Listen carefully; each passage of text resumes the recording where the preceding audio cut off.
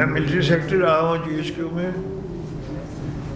بھٹو صاحب کی حکومت تھی, ایک سلیکشن بورڈ ہو رہا تھا, بریگیڈیئر سے میجر جنرل کا نہیں, میجر جنرل بنانے کے لیے بریگیڈیئر سے. تو ہم جو ممبرز سارے بورڈ کے تھے, جنرل سارے فائٹنگ آرمز کے دوسرے,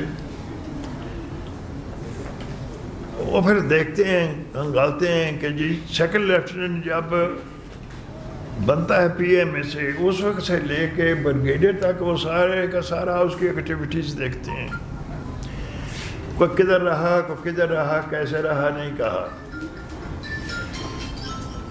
بھٹو صاحب ادھر پرائم منسٹر کے طور پہ بیٹھے ہیں, تو انہوں نے ریسرچ جب بریک ہوئی, تھوڑی ٹی بریک, تو انہوں نے فرمایا کہ یہ سیکنڈ لیفٹیننٹ سے اوپر تک سارے کی کیا ضرورت ہے, آپ سے لیفٹیننٹ کرنل سے لے لیں, لیفٹیننٹ کرنل سے بریگیڈیئر بنا وہ لے لیں, بریگیڈیئر سے میجر جنرل آپ دیکھ رہے ہیں, تو 4-5 سال کی اس کی ایکٹیویٹی دیکھ لیں. ہم اس کے ساتھ ایگری نہیں کرتے.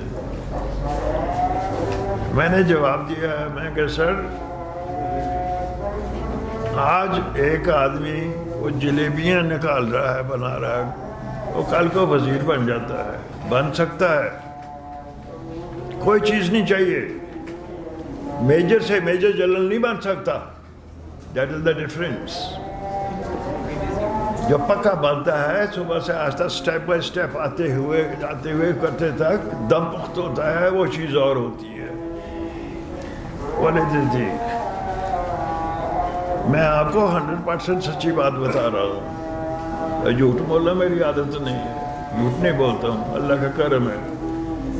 اگر جھوٹ بولنے کی ضرورت ہے میں جواب نہیں دیتا, ختم. یہ ساری چیزیں جو ہیں بیچ میں آتی ہیں. تو پھر میرٹ کی بات کر رہے ہیں, پھر جا کے کہیں میرٹ بنتا ہے کہ ریکوائرمنٹ کیا ہے, کیا نہیں ہے, کیا نہیں ہے. جن ملکوں میں سینیورٹی کے اوپر چلتے ہیں ادھر میں عام طور پہ یہ ہوتا ہے. اذان ہو رہی ہے سر, اذان ہو رہی ہے.